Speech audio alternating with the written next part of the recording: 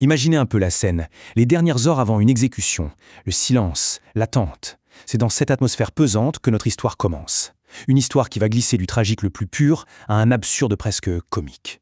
Gardez bien cette idée en tête. L'espoir brisé comme la pire des tortures. Pour l'homme au centre de ce récit, le désespoir est total, absolu.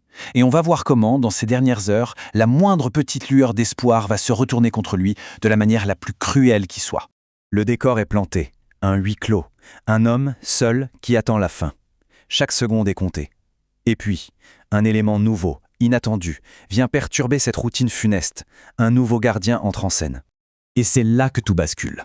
Deux mondes, deux réalités qui n'auraient jamais dû se rencontrer entrent en collision. D'un côté, le poids écrasant de la mort imminente. Et de l'autre, une bêtise si profonde qu'elle en devient presque fascinante.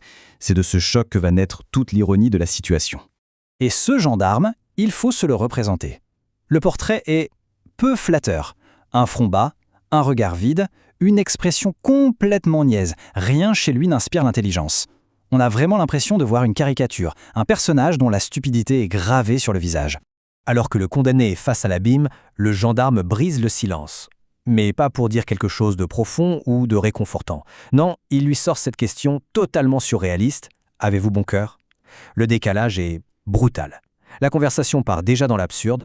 La réponse, elle, est à l'image du gouffre qui les sépare. Un non sec, glacial. Comment ça pourrait être autrement ? Le prisonnier n'a clairement ni le temps ni l'envie de jouer à ce jeu bizarre. Mais alors ? Pourquoi ? Pourquoi poser une question pareille ? Quel est le but de cette approche si étrange ? On se doute bien que ce n'est pas juste par curiosité, il y a forcément autre chose derrière. Et la vérité est encore plus folle que ce qu'on aurait pu imaginer. Ce gendarme, il est persuadé d'un truc complètement absurde. Que les morts, une fois de l'autre côté, connaissent l'avenir. Et quel avenir l'intéresse ? Le destin de l'humanité ? Les secrets de l'univers ? Non. Ce qu'il veut, ce sont les numéros gagnants de la loterie. Une fois le prisonnier mort, bien sûr. Face à la tragédie ultime d'un homme, la seule, l'unique préoccupation de ce gardien, c'est son petit gain personnel. C'est là que c'est incroyable. Face à cette bêtise abyssale, le prisonnier ne s'effondre pas. Au contraire, une idée folle germe dans son esprit. Et si la stupidité de son gardien était en fait la clé de sa propre liberté ? Voilà, elle est là, cette fameuse lueur d'espoir. Son plan est aussi simple qu'audacieux. Il va jouer sur les deux seuls leviers qu'il a, la cupidité et la crédulité de son gardien. Il lui promet la richesse, les numéros, en échange de ses vêtements. Le pari est lancé. Est-ce que l'appât du gain sera plus fort que le devoir du gendarme ?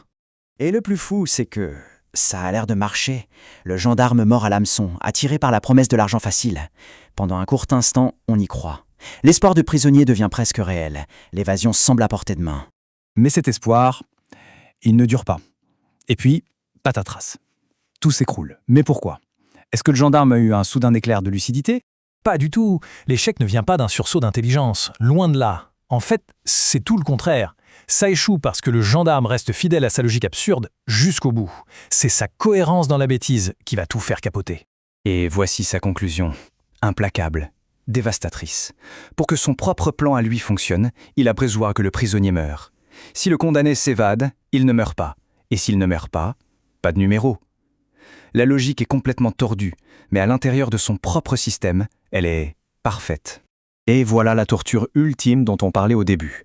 Avoir touché la liberté du doigt, juste un instant, pour retomber encore plus bas qu'avant. Cet espoir qui vient d'être arraché est bien plus cruel que la simple résignation face à la mort. Bon, alors qu'est-ce que cette scène révèle, au fond ? Parce qu'au-delà de l'anecdote, aussi tragicomique soit-elle, il y a une critique sociale et humaine bien plus profonde. Ce gendarme, ce n'est pas juste un idiot. En fait, il est le miroir de quelque chose de plus grand.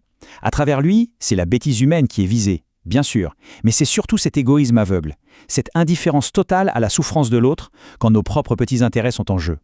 Au final, la véritable horreur de la situation, ce n'est peut-être même pas la condamnation à mort. C'est de mourir seul, totalement seul, entouré d'une stupidité et d'une indifférence qui vous nie en tant qu'être humain jusqu'à la toute dernière seconde. Ce qui nous laisse avec cette question pour finir. Quelle est la pire des prisons ? Les murs de pierre d'une cellule ou bien la bêtise des hommes ?